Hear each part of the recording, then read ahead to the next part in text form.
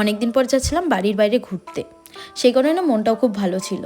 দুপুরবেলা সবাই মিলে বেরিয়েও পড়েছিলাম আমাদের গন্তব্যের উদ্দেশ্যে। মাঝখানে দাঁড়িয়েছিলাম কিছু খাবার কেনার জন্য, তারপর সেই খাবারগুলো খেতে খেতে পৌঁছেও গেছিলাম আমাদের গন্তব্যে। বলাই হয়নি আমাদের গন্তব্যটি কোথায় ছিল। গন্তব্যটি ছিল বেলুর মঠ ও দক্ষিণেশ্বর মন্দির। প্রথমে আমরা গেছিলাম বেলুর মঠে।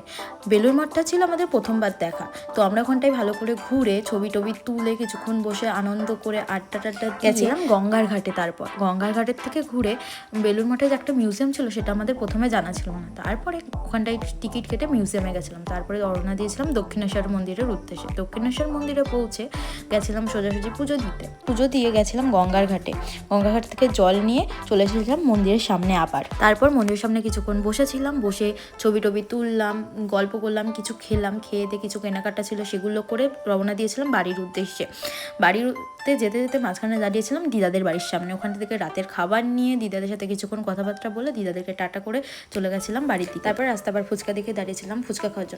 ফুচকা টুচকা খেয়ে পৌঁছে গেছিলাম আমাদের বাড়িতে।